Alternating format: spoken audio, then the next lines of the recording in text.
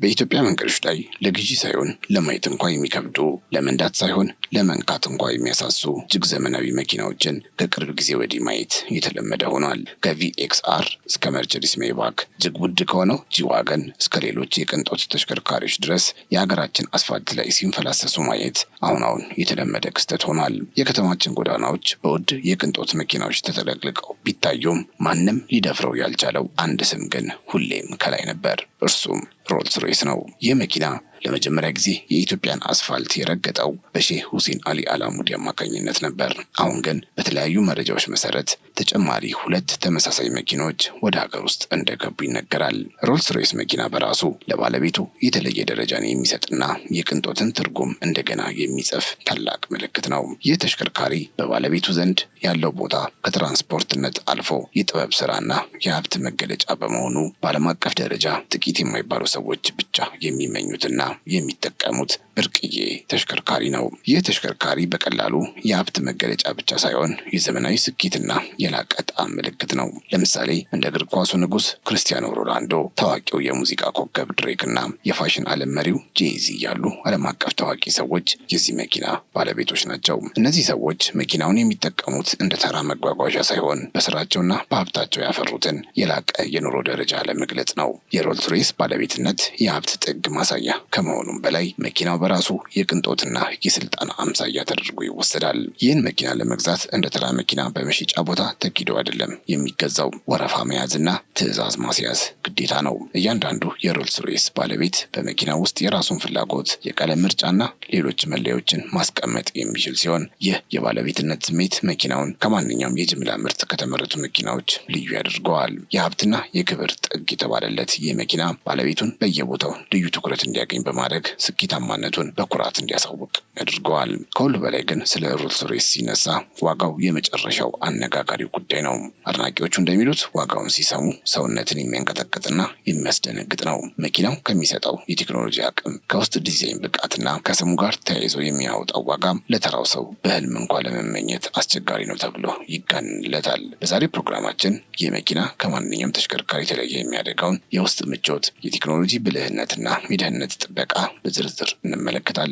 ከሮልስ ሮይስ ስፔክተር እያንዳንዱ ክፍል እስከ መዋቅራዊ ጥንካሬው ድረስ ይህ መኪና በምን ምክንያት የዓለማችን ቁጥር 1 የኤሌክትሪክ የቅንጦት መኪና እንደተባለ እናስረዳውታለን። መኪናው በሚያቀርበው የቴክኖሎጂ ጥልቀት፣ የዲጂታል ምህንድስና አቅምና ለተጠቃሚዎች በሚሰጠው የተለየ የክብር ስሜት ተወዳዳሪ የለውም ይባላል። የዛሬው ፕሮግራማችን ዋና ትኩረት የሚሆነው ታዲያ ይህ መኪና በቴክኖሎጂ ዘመን የፈጠረው ለውጥና ለምንድን ነው የዓለማችን ሀብታም ሰዎች ሁሉ የዚህ መኪና ባለቤት ለመሆን የሚሽቀዳደሙት የሚለውን ጥያቄ በመመለስ ይሆናል። ዋጋውንም እነግራችኋለን። እናንተ ብቻ አብራችሁ እንድትቆዩ እየጋበዝን ቻናላችንን ሰብስክራይብ፣ ይህን ቪዲዮ ላይክ እንድታደርጉ በአክብሮት እንጠይቃችኋለን።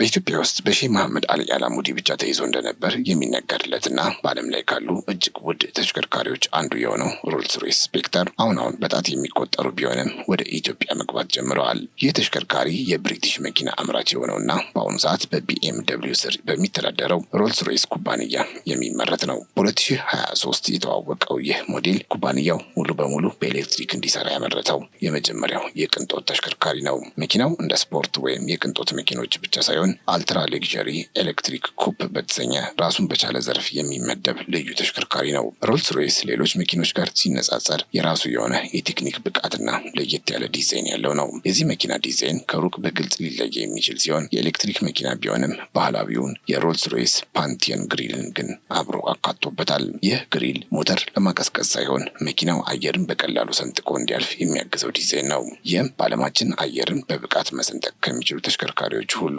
ቀዳሚ እንዲሆን አድርጎታል። የዚህ መኪና ቴክኒካዊ ብቃት እጅግ አስደናቂ ሲሆን ባለ ሁለት ሞተርና ኦል ዊል ድራይቭ ሲስተም የተገጠመለት ነው። መኪናው 577 የፈረስ ጉልበት ማመንጨት የሚችል ሲሆን 900 ኒውተን ሜትር ቶርክ አለው። ይህ አቅም ተሽከርካሪው ለቅንጦት ብቻ ሳይሆን ለስፖርታዊ ጉዞም እንዲውል ያደርገዋል። ከዜሮ ተነስቶ በሰዓት 100 ኪሎ ሜትር ፍጥነት ለመድረስ 4 ሰከንድ ብቻ የሚፈጅበት ሲሆን ከፍተኛ ፍጥነቱ በሰዓት 250 ኪሎ ሜትር ነው። ባትሪው 102 ኪሎዋት አወር አቅም ያለው ሊቲየም አየን አይነት ሲሆን በአንድ ቻርጅ ቻርጅ ከ500 እስከ 530 ኪሎ ሜትር መጓዝ ይችላል። ይህ መኪና በዲሲ ፈጣን ቻርጀር አማካኝነትም በ30 ደቂቃ ውስጥ ሙሉ ለሙሉ ቻርጅ ማድረግ የሚችልበት ዘመናዊ ቴክኖሎጂም አለው። የቴክኒክ አቅሙ ለዘመናዊ የኤሌክትሪክ መኪና ተጠቃሚዎች ሁሉን አቀፍ ምቾትና ፈጣን አገልግሎትን በአንድ ላይ የሚያቀርብ ነው። ከዚህ ባሻገር የመኪናው የውስጥ ክፍልና የቅንጦት መገለጫዎች በእጅጉ አነጋጋሪ ናቸው። ለምሳሌ ጣራው ላይና የውስጥ በሮች አካባቢ ተጠቃሚው በተወለደበት ቀን የነበሩትን የከዋክብት ብዛት እንዲያንጸባርቁ ማድረግ ይቻላል። ይህ ስታርላይት የሚባለው ፊቸር የባለቤቱን ምርጫ መሰረት ያደረገ ልዩ ጥበብ ነው። ከዚህ ባሻገር የኢንጂነሪንግ ቡድኑ መኪናው እጅግ ጸጥታ የሰፈነበት እንዲሆን ጥረት አድርገዋል። ነገር ግን መጀመሪያ ላይ ሲሰሩት መኪናው ከመጠን በላይ ጸጥ በማለቱ በኋላ ላይ መኪናው ትንሽ ድምፅ እንዲኖረውና እንዲሰማ ተደርጓል። እያንዳንዱ የውስጥ ክፍል እንደ ግለሰቡ ፍላጎት የሚዘጋጅ ሲሆን የቅንጦቱ ደረጃ በዓለም ላይ ወደር የለውም። የሮልስ ሮይስ ስፔክተር ደህንነት እጅግ የተጠበቀና ዘመናዊ ነው። መኪናው የተገነባበት ስትራክቸር ከቀደምት ሞዴሎቹ በ30 በመቶ የበለጠ ጥንካሬ እንዲኖረው ተደርጎ የተሰራ ነው። ይህ በተለይ የሊቲየም አየን ባትሪውን በመጠበቅ ረገድ ከፍተኛ ሚና ይጫወታል። እንደ ቴስላ ወይም ሌሎች የኤሌክትሪክ መኪኖች ባትሪው ተጽዕኖ እንዳያደርግበትም ከፍተኛ ጥንቃቄ ተደርጓል። ይህም በገበያ ላይ ካሉ እጅግ አስተማማኝና ደህንነታቸው የተጠበቁ ተሽከርካሪዎች አንዱ ያደርገዋል። ኢንጂነሮቹ ለደህንነት ሲሉ የተጠቀሙባቸው ቁሳቁሶች ከፍተኛ ጥራት ያላቸው ናቸው። ይህ ስትራክቸር በምንም አይነት ሁኔታ ውስጥ የአሽከርካሪውን ደህንነት ለመጠበቅ ታስቦ የተሰራ ሲሆን ዘመናዊው የመኪና መዋቅር ለተጠቃሚዎች ከቅንጦት በላይ ጥበቃን ይሰጣል። መኪናው በሚያቀርበው ምቾት ረገድ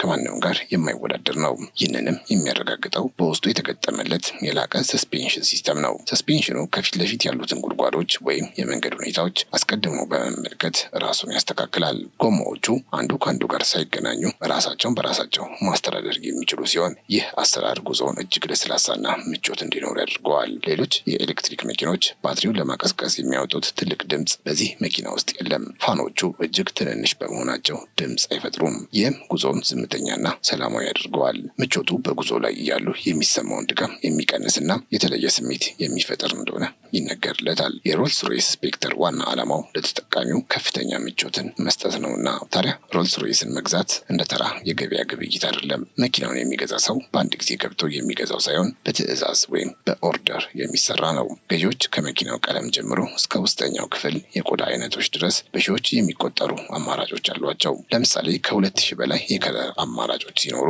የውስጥ ወንበሩን ለመሸፈንም የላም ወይም የበሬ ቆዳዎችን መምረጥ ይችላሉ። እያንዳንዱ መኪና በራሱ ልዩ ነው፣ ምክንያቱም አንዱ ከሌላው ጋር በፍጹም እንዳይመሳሰል ይፈልጋል። እያንዳንዱ ግለሰብ የራሱ የሆነ ምርጫ ስላለው ተሽከርካሪውም እንደ ምርጫው ይሰራል። በሮልስ ሮይስ ዓለም ውስጥ መኪና መግዛት የፈጠራ ስራ ላይ መሳተፍ ማለት ነው። ይህ የደንበኞች አያያዝ ሮልስ ሮይስን ከሌሎች ኩባንያዎች የተለየ እንዲሆን አድርጎታል ይባላል። የሮልስ ሮይስ ስፔክተር ዋጋ እጅግ በጣም ከፍተኛና ለማንኛውም ተራ የህብረተሰብ ክፍል በቀላሉ የማይታመንም የማይሞከርም ነው። የመኪናው መሰረታዊ የመሸጫ ዋጋ እንደ አማራጮቹ ከ467,000 እስከ 500,000 የአሜሪካ ዶላር ይደርሳል። ይህም ሙሉ ለሙሉ ኦፕሽን የተጨመረለት ከሆነ እስከ 600,000 የአሜሪካን ዶላር ሊጠጋ የሚችል አቅም አለው። ይህ የዋጋ ጣሪያ በራሱ በዓለም አቀፍ ደረጃ እጅግ በጣም ውድ ከሚባሉ ተሽከርካሪዎች ተርታ የሚያሰልፈው ሲሆን የቅንጦት ደረጃውን በአግባቡ የሚያንጸባርቅ ነው። ለዚህ አይነቱ መኪና የሚወጣው ወጪ የቴክኖሎጂ አቅሙንና የሮልስ ሮይስን ስም የሚመጥን ቢሆንም ለብዙዎች ግን እንደ አንድ ህልም የሚታይ የሀብት ማሳያ ነው። መኪናው በገበያው ላይ ያለው ዋጋ ምን ያህል የተለየና ክብር የሚሰጠው እንደሆነ በግልጽ ያሳያል። በዚህ መረጃ ላይ ተመስርተን የመኪናው ዋጋ አሁን ባለው የባንክ ምንዛሬ በአማካይ በ158 ብር ብናሰላው እንኳ 500,000 የአሜሪካ ዶላር ብቻ ወደ 79 ሚሊዮን የኢትዮጵያ ብር ይደርሳል። ይህ የ79 ሚሊዮን ብር መጠን የመኪናው የውጭ ሀገር መሸጫ ዋጋ ብቻ መሆኑን ልብ ሊባል ይገባል። ይህም ማለት መኪናው ወደ ሀገር ውስጥ ሲገባ የሚጨመሩበትን የጉምሩክ ቀረጥ፣ የቅንጦት ግብር፣ የተጨማሪ እሴት ታክስና ሌሎች ተያያዥ የመንግስት ክፍያዎችን አያካትትም። እነዚህን ሁሉ ታክሶችና ቀረጦች በአንድ ላይ ሲሰሉ የመኪናው አጠቃላይ ዋጋ ከ79 ሚሊዮን ብር በላይም በበርካታ እጥፍ ሊያድግ እንደሚችል መገመት አያዳግትም።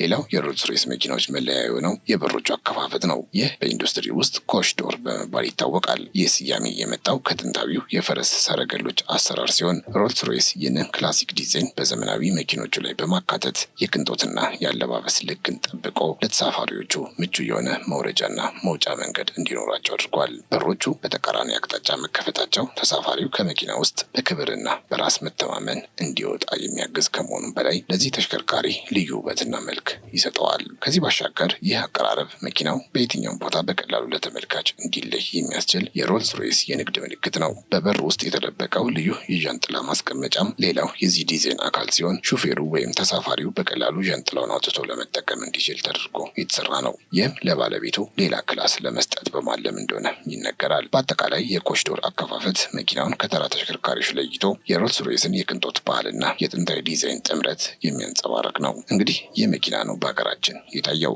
አሁን በቦሌ ጎዳናዎች ላይ በኩራት ሲንሸራሸር እየታየ ያለው ይህ የሮልስ ሮይስ ስፔክተር መኪና መንገዱን ሙሉ በሙሉ የራሱ የሚያደርግ ይመስል ትኩረትን የሚሰርቅ ነው። ለዚህ መኪና ብቻ ለብቻው መንገድ ይዘጋጅለት ተብሎ በአድናቆትና በቀልድ እየተነገረለት የሚገኘው ይህ ንጉሥ ተሽከርካሪ በአንድ ወቅት የብዙዎች ህልም ብቻ የነበረ አሁን ግን በኢትዮጵያ ሀብታሞች ጋራጅ ውስጥ በቅንጦት የተቀመጠ መኪና ሆኗል። እስከ 500,000 የአሜሪካን ዶላር አውጥተው ግብሩንና ቀረጡን ከፍለው ይህን ውድ መኪና ያስገቡት ባለሀብቶቻችን ስንት ቢኖራቸው ነው የሚለውን ጥያቄ ለእናንተ እንተወው። ነገር ግን ይህ ድርጊት የሀገራችን የሀብታሞች የኑሮ ደረጃ ምን ያህል ከፍ ማለቱን በግልጽ የሚያሳይ ነው። መኪናው በውስጡ የያዘው የቴክኖሎጂ አቅም፣ የደህንነት ጥበቃና የማያልቅ የቅንጦት ዝርዝሮች ባለቤቶቹ የገዙት ተሽከርካሪ ብቻ ሳይሆን የአንድን ዘመን የስኬት ምልክት ነው። በአጠቃላይ ይህ የሮልስ ሮይስ መታየት በኢትዮጵያ የቅንጦት መኪናዎች ታሪክ ውስጥ አዲስና ትልቅ ምዕራፍ የከፈተ አጋጣሚ ነው ማለት ይቻላል። አብራችሁን ስለነበራችሁ እጅግ እናመሰግናለን። ቻናላችንን ሰብስክራይብ፣ ይህን ቪዲዮ